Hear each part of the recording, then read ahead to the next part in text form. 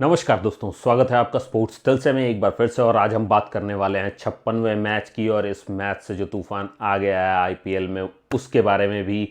तो IPL lovers के लिए इस सदी में कटप्पा ने बाहुबली को क्यों मारा, उसके बाद जो सबसे बड़ा सवाल उठ के आया है वो है ये कि क्या संजू सैमसन आउट थे उस बॉल पे।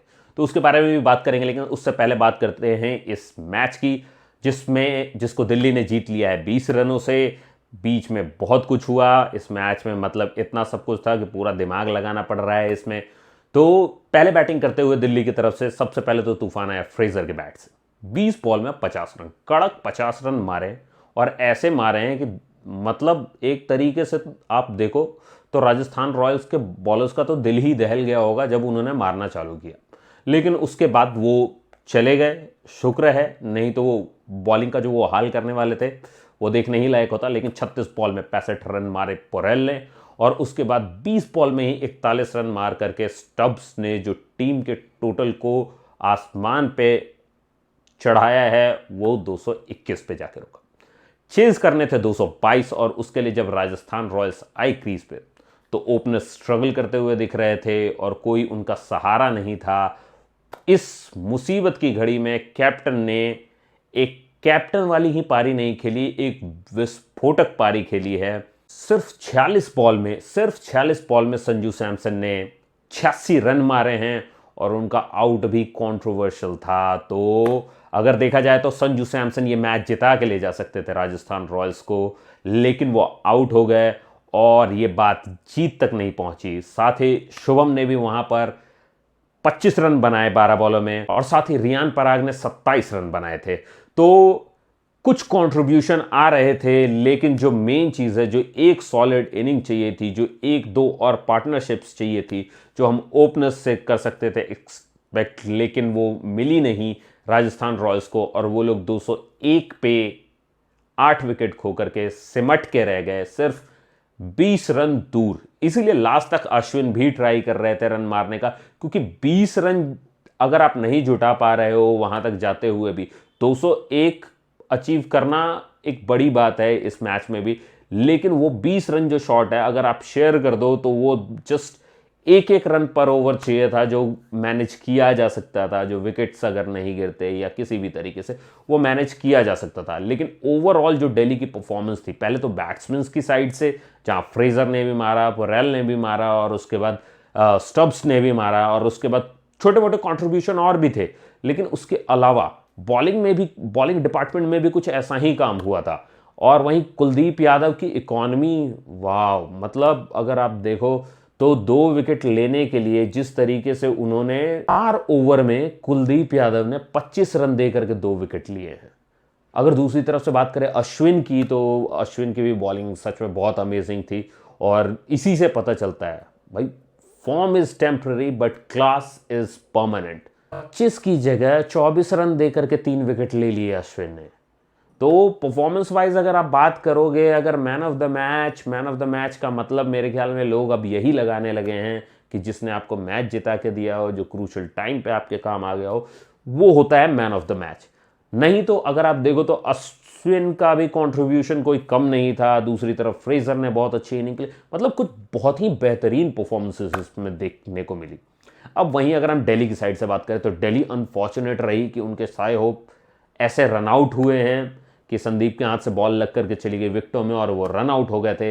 लेकिन उससे भी ज़्यादा अनफॉर्चुनेट आप कह सकते हो कि जिस तरीके से संजू सैमसन फॉर्म में दिख रहे थे, और जैसे वो कैच आउट हुए, कैच बहुत बेहतरीन था और थोड़ा कंट्रोवर्शियल भी था। आई एग्री कि कंट्रोवर्शियल था। देखो, अब अभी अगर आप ट्विटर पे जाते हो, अभी अगर आप इंस्टा पे जाते हो, वहाँ जो डिबेट चल रही है कि संजू सैमसन नॉट आउट थे, और राजस्थान के नज़रिए से आप देखोगे तो वो नॉट आउट नज़र आएंगे आपको, दिल्ली के नज़रिए से देखोगे तो वो आपको आउट नज़र आएंगे। ठीक है, तो मैं दोनों ही नैरेटिव बाय करता हूँ भाई, दोनों ही हो सकता है। बट एक चीज़ है कि जो जितने भी लोग आपको राजस्थान का नैरेटिव दिखाते आएंगे वो एक साइड से दिखा रहे हैं कैमरा, और दूसरी साइड से आपको दिल्ली वाले दिखाएंगे, और जो समीक्षक है या अंपायर है या जो ग्राउंडसमैन है वो आपको दिखाएंगे उस एंगल से जहां से ये क्लियर हो जाता है कि नहीं, वो टच नहीं हो रही थी। तो देखो, मैंने भी इसके ऊपर बहुत कुछ ढूंढा, बहुत कुछ छाना, और उसके बाद जो मुझे देखने को मिला, जो मैं एक्सेप्ट कर पाया हूं, वो ये था कि यार विकेट तो था, बहुत बहुत क्लोज था और बहुत अच्छे फॉर्म में थे सैमसन, बट विकेट था। ठीक है, अब यू कैन एग्री, आप डिसएग्री कर सकते हो, एग्री कर सकते हो, लेकिन क्रिकेट में यही तो है ना कि जो जी जान लगा रहे हैं, अगर दोनों तरफ से जी जान लगाई जा रही है, जो दोनों ही टीम की तरफ से नहीं है, वो अगर इसे देखे तो वो क्या कहेगा? ठीक है, अब अगर आप अंपायर को भी उसी तरीके से देखो कि वो दोनों तरफ से तो है नहीं, तो फिर उसकी तरफ से जो डिसीजन आया फाइनली वो एक्सेप्ट कर लेना चाहिए। अब इसमें एक बड़ी प्रॉब्लम ये भी हो गई है कि थोड़े से अनफॉर्चुनेट ऐसे भी रहे हैं सैमसन कि उन्हें अब 30% की मैच फी का पेनल्टी लग गया है। उस मैच की फीस में से उनके 30% कट जाएंगे।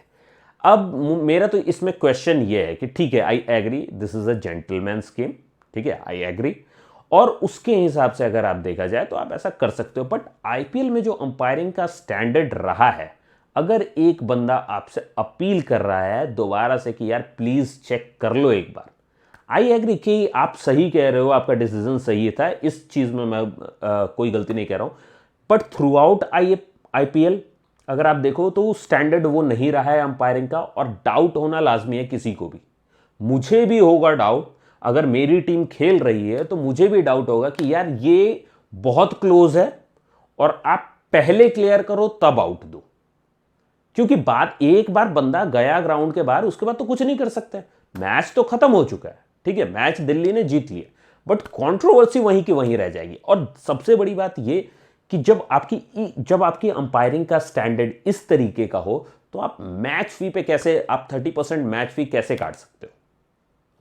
पहले आप अपने स्टैंडर्ड अप करो, उसके बाद आप मैच फी की बात करो। क्योंकि संजू सैमसन जैसा प्लेयर, मतलब कुछ प्लेयर्स ऐसे हैं जो किसी भी बिना बात की भसड़ में पड़ते ही नहीं हैं, जैसे संजू सैमसन हो गया, जैसे केएल राहुल हो गए।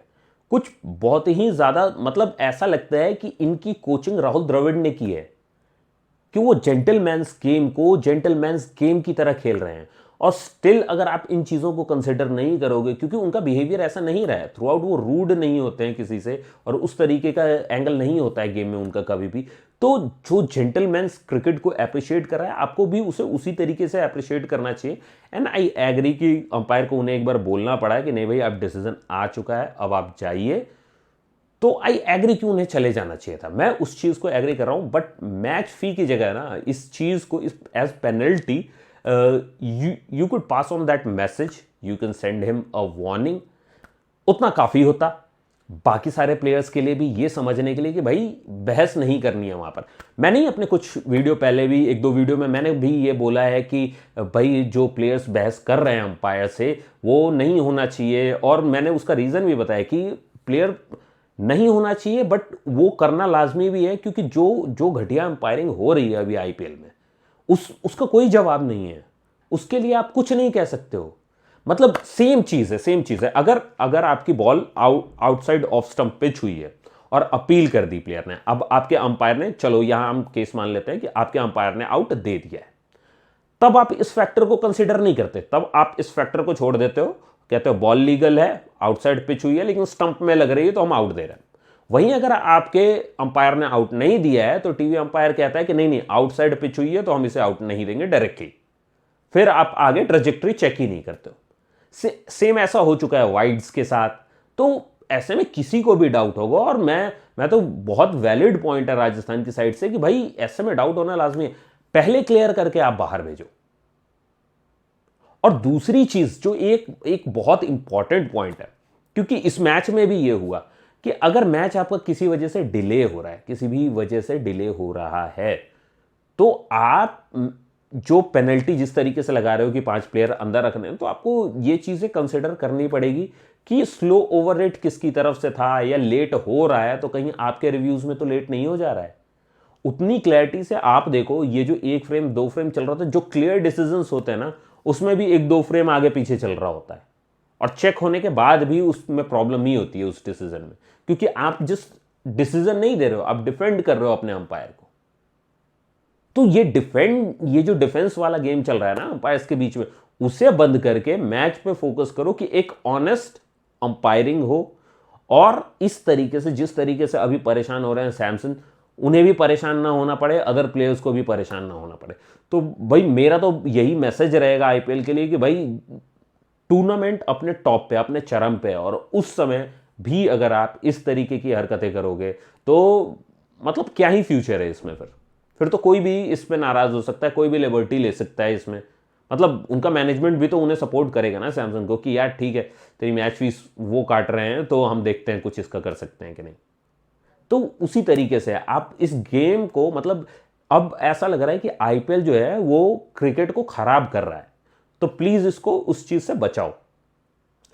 तो अगर आप लोगों को, अब साथ ही मैं सभी से ये कहना चाहूँगा कि अगर आप लोगों को ये रिव्यू पसंद आया, अगर आपको लगता है कि ये मैसेज जाना चाहिए, तो आप इस वीडियो को टैग कर सकते हो आईपीएल मैनेजमेंट को, ताकि उन्हें भी पता चले कि क्या चीज़ें मिस हो रही है यार उनके साइड। अगर कोई कमी उनकी साइड से है तो ये उन्हें ही पूरी करनी पड़ेगी, कोई और नहीं करने वाला है पूरा।